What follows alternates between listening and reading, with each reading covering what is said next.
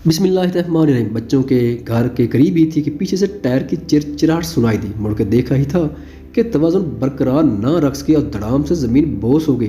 आंखों के सामने तारे टिमटिमाने लगे। कुछ देर के लिए समझ से बाहर था कि हो क्या गया। बहरहाल अभी हिम्मत करके उठने का सोच ही रही थी कि पीछे से सलवातें सुनाई दी। कोई हालात का सताया हुआ सारी भड़ास उसके ऊपर निकालने का तहैया कर चुका था। वो बीबी अगर ढंग से चाल नहीं सकती तो इतना बड़ा तंबू पहनने की क्या पड़ी है। इस जगह हंसाई पे आयशा की आंखों में आंसू उमड़ आए, लेकिन खुद पे ज़ब्त करके उठी और बहुत सोचकर मुखातिब को करारा जवाब देने का सोचा, लेकिन आफियत खामोशी में ही जानी और अपनी मंजिल मकसूद की तरफ रवाना हो गई। अभी गेट के बाहर थी कि वही बद अखलाक इंसान हार्न पे हार्न बजा रहा था। बदहवास होते चौकीदार ने गेट के दोनों पार्ट खोल दिए। गाड़ी फराटे बरती वसी लान के एक कोने में रोक गई। चौकीदार ने आयशा को देखकर सलाम किया और क्वार्टर के कमरे में जानने का अंदिया सुना दिया।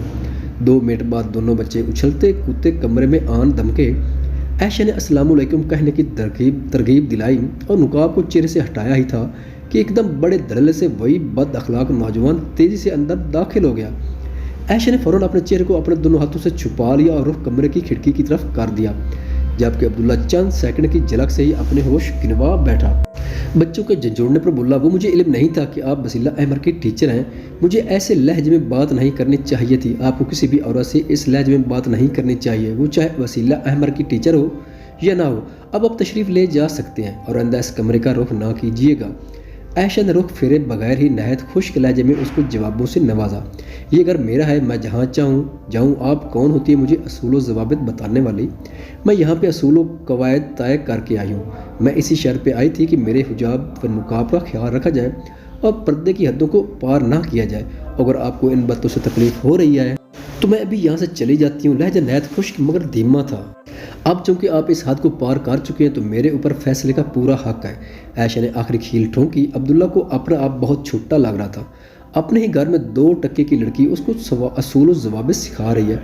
गुस्से से ज़बान को दांतों तले दबाते हुए बोला, आपको आइंदा शिकायत का मौका नहीं मिलेगा।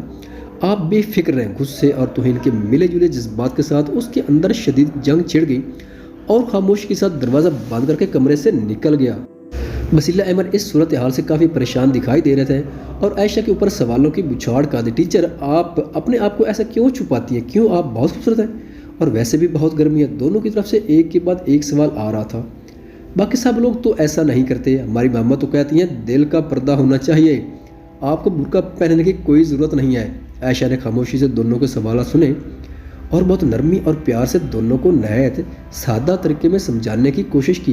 देखो बच्चों, पर्दे का हुक्म अल्लाह ताला ने कुरान में दिया है और इसमें खूबसूरत और बदसूरत की कोई शर्त नहीं है। सब मुसलमान औरतों पे पर्दा वाजिब है। अगर मुसलमान औरतें पर्दा नहीं करेंगी तो उनको क़यामत वाले दिन सख्त सज़ा दी जाएगी और वो सज़ा बहुत शदीद होगी। अल्लाह ताला के हुक्म को मानने में भी सवाब है। मैं ये सब सवाब की नीयत से करती हूँ और जहन्नम की आग से डरती हूँ जो दुनिया की आग से बहुत शदीद होगी। बच्चे मुंह खोले हैरत के मुजस्मे बने हुए थे। आज के लिए इतना ही काफ़ी है। चलो अब अपनी किताबें खोलो। बज़ाहिर मुतमईन आने वाली आयशा अंदर से शिद्दत गम से नडाल हो रही थी। आज 3 घंटे उसे 3 दिनों जितने लग रहे थे। घर वापसी पर अम्मी को देखते ही एक ही सांस में सारी रुदास सुना डाली और साथ ही अपना फैसला भी सुना दिया।